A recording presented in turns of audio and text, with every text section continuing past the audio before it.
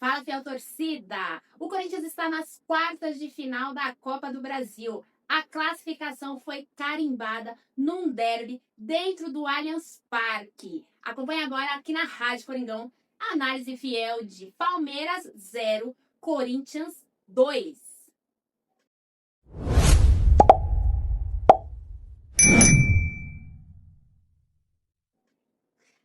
Pois é, fiel torcida, eu terminei a última análise fazendo projeções desse derby que decidiria quem passaria para as quartas de final e desejando aí que eu estivesse alegre para fazer esta análise fiel de hoje, e eu estou muito, muito alegre e mais do que isso, muito orgulhosa do que eu vi o Corinthians fazendo dentro de campo. O Corinthians que jogou contra o Palmeiras dentro do Allianz Parque é o Corinthians que a gente gosta de ver. Um time comprometido, um time com atitude, um time que equilibrado, um time que não cai na pilha. Pelo contrário, faz pilha contra o adversário. E mais uma vez, o Corinthians alugou um triplex na cabeça dos jogadores do Palmeiras.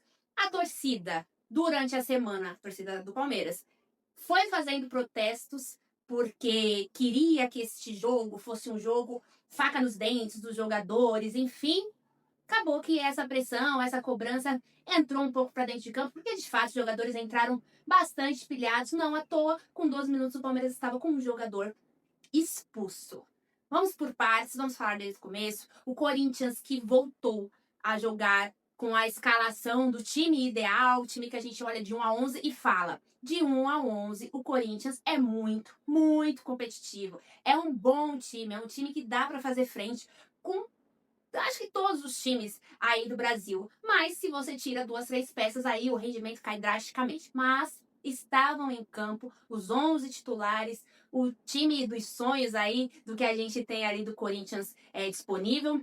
E o Corinthians entrou com uma postura que era defensiva, bem postada, mas não só defensiva, bem postada. Foi um time que o Corinthians teve a primeira finalização perigosa no jogo. Foi um time que, quando tinha a bola, saía para jogar também. Não ficou lá só enfiado dentro da área esperando o Palmeiras atacar. Porque se o Corinthians fizesse isso, o Palmeiras ia tentar de todo jeito, os primeiros 20 minutos, fazer aquele abafa, fazer aquela blitz para igualar o placar. Era muito perigoso jogar tão recuado desse jeito, esperando o adversário. Então o Corinthians, nos primeiros minutos ali, tentando jogadas, se apresentando para o jogo, muito bem.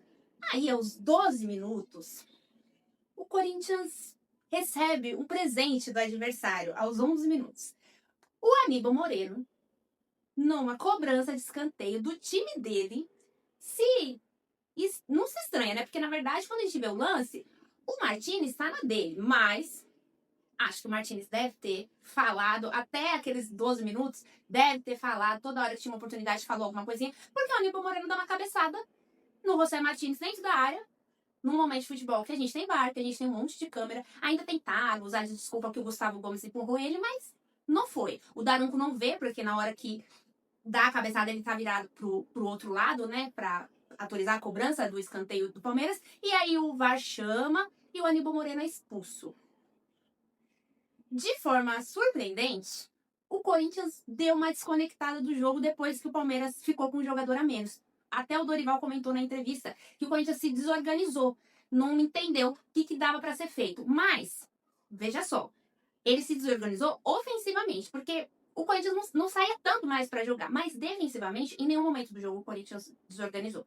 Em nenhum momento do jogo a gente ficava com aquele receio: meu Deus, vai sair um gol do Palmeiras porque o Palmeiras está fazendo blitz. Em nenhum momento. Mas o Corinthians passou por esse momento que parecia que não estava com um jogador a mais, Palmeiras ficando mais com a bola, tendo mais a atitude do jogo, mas que não conseguia ser ali efetivo. Quem estava dando mais trabalho ali pro Corinthians era o Vitor Roque, que era quem mais tentava ali situações, um jogador que é forte, aguenta o tranco, que tem velocidade, mas sem criar chances efetivas. E aí o Corinthians volta pro jogo, vai entrando de novo no jogo devagarzinho, o jogo fica lá e aqui, mas sem ser muito incisivo nenhum dos dois times. Mas o Corinthians, de certa maneira, mesmo que ele desse a bola em alguns momentos pro Palmeiras, ele estava controlando o jogo, porque o Corinthians estava na frente do placar, porque trazia a vantagem do primeiro jogo da Neoquímica Arena, que o Corinthians ganhou de 1 a 0. Então, o Corinthians estava na dele, Palmeiras com um jogador a menos, Palmeiras tentando fazer alguma coisa, mas sem muita efetividade.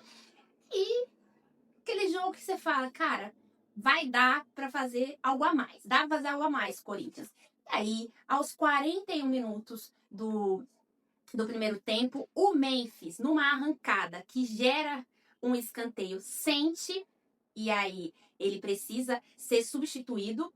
Entra o Romero no lugar dele. O Memphis já foi diagnosticado uma lesão muscular de grau 2, vai ficar aí fora entre 4 e 6 semanas. Ele sai, entra o Romero e já tem a cobrança de escanteio do Corinthians. O Garro faz a cobrança, o Gustavo Henrique desvia, a bola sobra para o Matheus Bidu, que faz o domínio e consegue fazer a finalização. Aí o Everton começou ali brigar, querer dizer que o Matheus Bidu fez falta nele, que atrapalhou, quando na verdade quando a gente vê o lance, o replay, é o Everton que empurra na origem lá da batida de escanteio, é o Everton que vai lá empurrar, que dá um encontrão no Matheus Bidu, ele não consegue se recuperar, fica lá ajoelhado, o Matheus Bidu, que não tinha nada a ver com isso, mandou a bola pro fundo da rede, 1-0 pro Corinthians no placar agregado 2-0. Corinthians em pleno Allianz Parque, com um jogador a mais, jogando com tranquilidade, com paciência, abriu o placar e aumentou a vantagem, que já era de 1 gol. Aí o Corinthians vai pro intervalo e o desencaixe que o Corinthians teve num dado momento, quando o Palmeiras ficou com um jogador a mais, ele volta pro segundo tempo, o Corinthians sem alterações de peças, mas com um ajuste tático. E aí o Corinthians se apresenta mais, fica mais com a bola. E o Abel Ferreira fez um favor também pro Corinthians, porque ele tira quem era a válvula de escape, o Vitor Roque, para botar o Flaco Lopes. Só que o Flaco Lopes é aquele jogador de jogada aérea. Tem que estar dentro da área. Não ganhou nada, não achou nada, porque a dupla de zaga, Gustavo Henrique e André Ramalho, fizeram uma partidaça. E o Gustavo Henrique não só fez uma partidaça lá na zaga, não só garantiu o placar do Corinthians, né, a vitória do Corinthians, sendo um bom zagueiro, exercendo bem a função dele, como aumentou a vantagem do Corinthians numa cobrança de falta do Garro, que também foi uma infantilidade do jogador do Palmeiras. O Garro estava saindo da área, não tinha muito o que ele fazer ali. O jogador vai, o Mikael, o zagueiro, faz a falta e aí dá a oportunidade para o Corinthians alçar a bola na área. O Garro faz mais uma cobrança magistral e o Gustavo Henrique subiu muito alto para cabecear, fazer 2-0 e encerrar a fatura, porque dali em diante, esse gol foi aos 12 minutos do segundo tempo. Então o Corinthians, que já estava ganhando de 2-0 no placar agregado, faz um 3-0, 2-0 no jogo, 3-0 no placar agregado. E não tem muito mais que o Palmeiras fazer. O Palmeiras com um jogador a menos, o Palmeiras que vai fazendo ali as suas alterações e tentando apostar nessa questão da bola aérea. Mas como eu falei, a dupla de zaga do Corinthians estava muito bem, não só a dupla de zaga, o sistema defensivo. E quem ajuda esse sistema defensivo funcionar muito bem é quem protege a entrada da área. José Martínez e Ranieri fizeram uma partidaça. O Martínez está muito bem, tem feito boas partidas. O Ranieri também, excelentes jogos, já tinham jogado bem no primeiro jogo lá na Neoquímica Arena, repetiram a dose e o Martínez alugou ali a cabeça do Aníbal Moreno, conseguiu ainda ali uma expulsão logo no começo do primeiro tempo, fez um jogaço. Quem mais foi destaque? Os dois laterais jogaram muito bem, Mateuzinho e o Matheus Bidu, que foi o cara que fez o gol. Depois ele sai do jogo para a entrada ali do Angileri, mas enquanto esteve em campo, jogou muito bem e fez o gol que abriu ali o placar desse segundo jogo. O time do Corinthians, de maneira geral, se portou muito bem nesse jogo contra o Palmeiras. E a gente, como corintiano, que vê todos os jogos, e muitas vezes eu falei aqui, o Corinthians às vezes é um time bipolar, porque ele faz um jogo incrível, no outro jogo a gente não sabe, a gente não reconhece. Eu queria que todos os jogos fossem contra o Palmeiras, porque o Corinthians desse ano foi absoluto. Ele perdeu um jogo que foi aquela ressaca lá do Paulista, tinha acabado de ganhar o Paulista, o brasileiro tinha acabado de começar, o Corinthians fez um péssimo jogo, perdeu de 2-0. Mas nos outros confrontos, o Corinthians empatou 2 jogos e ganhou 2 jogos. Aliás, ganhou 3. O Corinthians ganhou 2 jogos jogando fora de casa e um jogo dentro da Neoquímica Arena. Então, Assim, esse ano o Corinthians está encarando o derby como de fato o jogo da vida, e foi assim que o Corinthians fez, foi assim que o Corinthians carimbou essa vaga para as quartas de final da Copa do Brasil. Aguarda agora o sorteio na próxima terça-feira para saber quem é o adversário. Então, já tem muitos times classificados, né, para essa próxima fase: Atlético Paranaense, Atlético Mineiro, o Bahia, o Fluminense, o Corinthians, e tem um sexto que agora eu não estou me recordando quem é o sexto, mas esses times já estão garantidos, mas não tem cruzamento automático, né? Acredito que na próxima fase já seja um cruzamento automático, mas as quartas de final ainda vai ter sorteio. Corinthians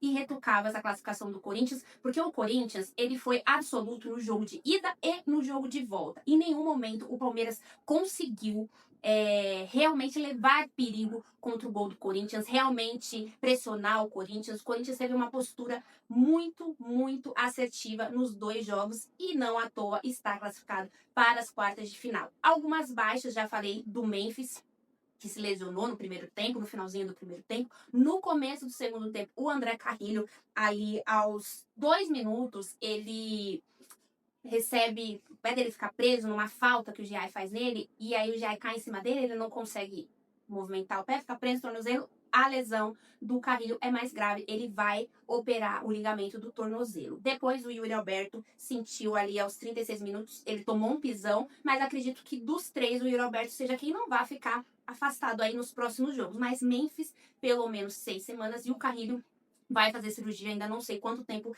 ele vai ficar fora. Vamos ver, né, o que Dorival Júnior consegue fazer aí com esses desfalques. O Memphis vai ficar fora, e o Dorival, que reclamava que não podia contar com o trio de ataque, com o trio ofensivo, contou aí por 2, 3 jogos seguidos e já vai perder mais uma peça. Mas, ironicamente, este trio não foi quem teve destaque nessas 2 partidas, né? Eles fizeram partidas ok, mas nenhum dos três fizeram. O Memphis fez o gol no primeiro jogo, tá? Mas ainda assim, ele, na partida, ele não estava se destacando. Ele fez o gol da vitória, mas não estava fazendo um jogo espetacular. Nenhum dos três fez um jogo espetacular nesse mata-mata, mas eles são extremamente importantes.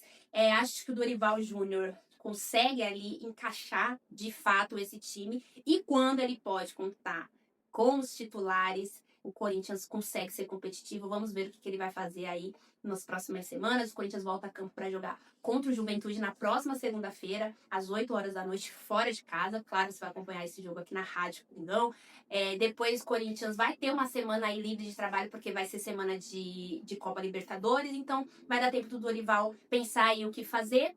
E também a gente tem que pensar que perdeu 1, 2 peças, tudo bem. O problema é quando o Corinthians tem que jogar com o time reserva todo, que aí cai muito de rendimento. Vamos ver aí como que ele consegue encaixar. E mais uma coisa que vai ter aí nesse meio, nessa alegria toda, no próximo sábado, tem a votação do impeachment do...